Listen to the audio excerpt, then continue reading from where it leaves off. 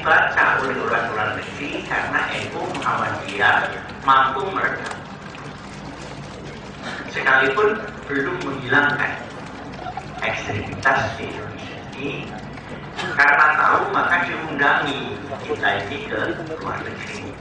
Saya dan termasuk Pak Malik, Pak Tim Samsudin, sana kemari ditanya, kok ada Islam yang tidak keras? Ini Islam apa ini? Jadi sebetulnya Islam itu sudah capnya keras, kok ini ada yang tidak keras. Ini Islam apa? Nah, mulai saya keliling dunia karena larisnya hampir seluruh negara di dunia sudah saya datangi kecuali yang belum.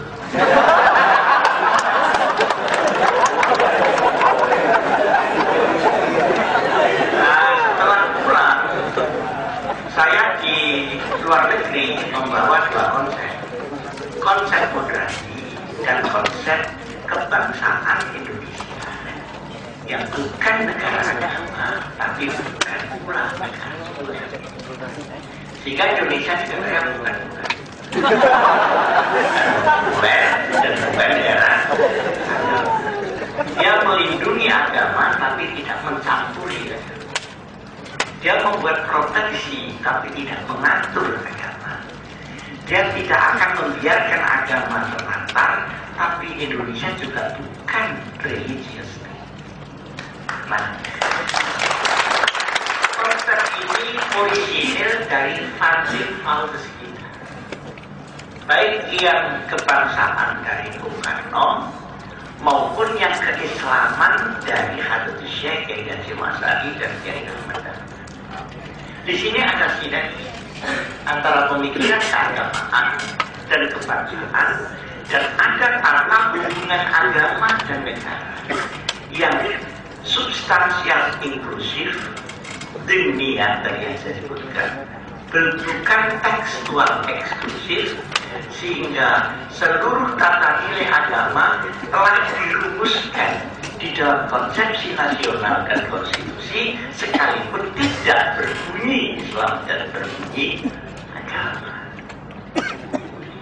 Ini menarik sekali. Nah, akhirnya apa? Akhirnya ketika kita bawa ke Eropa, ada dua bagian di Eropa, ada bagian Eropa Barat, ada bagian Eropa Timur. Yang bagian Eropa Barat ini sepenuhnya sekuler. Jadi agama tidak boleh masuk dalam komunitas negara. Dan ini ternyata merugikan agama mereka sendiri, Katolik dan Kristen, karena banyak undang-undang yang bertentangan dengan agama. Kaum Katolik tidak bisa berbuat apa-apa. Jadi aneh, ada konsepsi di Katolik dan Kristen itu kalau dijalankan kepada negara akan menggeliat Katolik dan Kristen sendiri. Setelah kita tawarkan model Pancasila tadi, dia tergugah. Ternyata ada sistem tanpa negara agama, tapi otomatis memberikan proteksi terhadap agama. Dan itu adalah Indonesia. Begitu. Jadi di Norway, ini tadi saya terangkan tadi pagi, saya ulang tak apa-apa lah. Lesbi boleh, homo boleh, kawin biasa boleh. Padahal menurut Katolik tidak boleh. Laki-laki kawin dengan laki-laki, mau apa dia? Itu mau kawin apa mau olahraga? Jadi sekularisasi mengakibatkan degradasi religi. Jadi kalau ada religi kemudian mentolerir sekularisasi, itu adalah bunuh diri. Sementara di Timur Tengah, ini tawaran ini menjadi menarik. Kenapa? Karena hanya menggeser dari harfi kepada dhimmi, dari tekstualis menjadi manhaji, menjadi substansialis. Jadi tidak ada problem sebenarnya. Problemnya adalah seberapa kuat kita masuk di dalamnya, mengisi botol yang tadi saya sebutkan. Dan ini pasti kompetisi. Kalau yang kita masukkan di dalam negara adalah nilai agama, bukan teks agama, maka perbedaan lintas agama tinggal sedikit. Tinggal teologi sama ritual. Karena faktor kemakmuran, keadilan, persatuan itu lintas agama sama.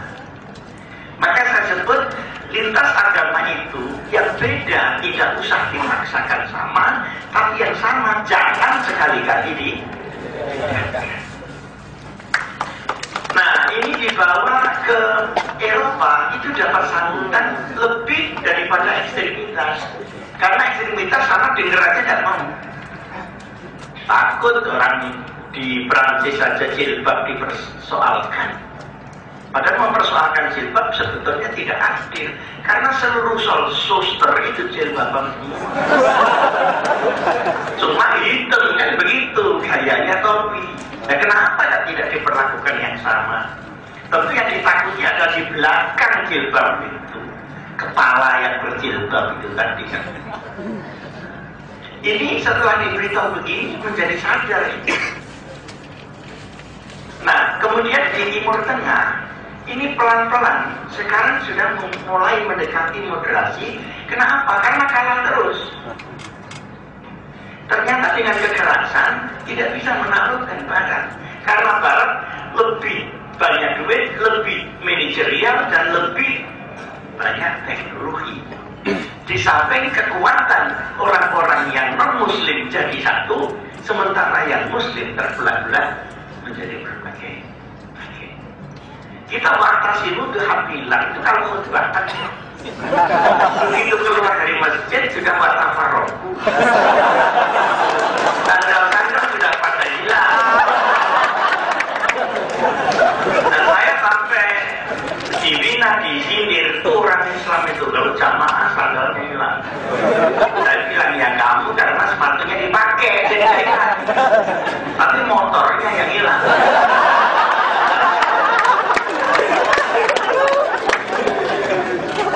Nah, untuk Eropa Timur ini juga menarik konsep ini. Kenapa? Setelah reformasi komunis, waktu zaman komunis orang dipaksa bilang Tuhan tidak ada. Dan harus tidak ada, jangan sampai ada. Nah sekarang setelah reformasi bingung dia, Tuhan itu sesungguhnya ada, mana ada. Jadi baina-baina.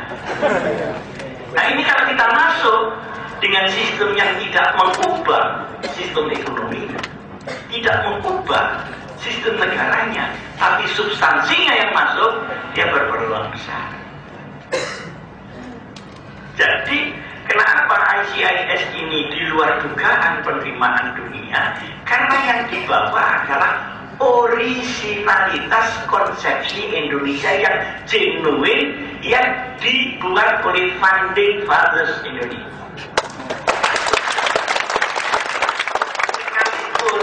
Di Indonesia sendiri yang dibuat founding fathers ini belum optimal berjalan. Pancasila yang tadi saya kampanyekan seluruh dunia bahwa Pancasila adalah inti dari segala pemikiran agama dan moral. Intinya di situ. Yang lain-lain diserahkan kepada civil society sehingga nation state is umbrella for all citizens, tetapi untuk khusus masalah-masalah agama diserahkan kepada civil society dan diserahkan kepada jamaah-jamaah sesuai dengan agamanya. Jadi tidak ada pemasungan agama, tapi juga tidak ada pemaksaan agama terhadap agama yang lain. Sistem ini sudah terbentuk di Indonesia. Tapi di dalam perjalanan dari 45 sampai sekarang, kita sudah merdeka 60 tahun lebih. Itu belum perfect. Pancasila dan undang-undang serta sistem ini jalan. Ini belum perfect, belum sempurna. Saya ambil contoh. Tahun 45, Pak Dewan sudah menetapkan Indonesia seperti ini. Sudah dalam kerangkanya. Tahun 49 kita berubah, baru 4 tahun. Wakil Presiden Republik Indonesia almarhum Pak Dr. Muhammad Hatta membuat sebuah maklumat Wakil Presiden yang memperkenankan seluruhnya golongan membuat partai. Masuk 50 itu sudah liberal, sudah tidak Pancasila lagi. 55 itu ada 41 partai yang ikut pemilu 55. Padahal liberalisasi itu tidak dikenal di dalam sistem Pancasila. Sedangkan presidennya ketika itu Bung Karno. Jadi masih ditunggui oleh pencetusnya. Itu sudah tidak jalan.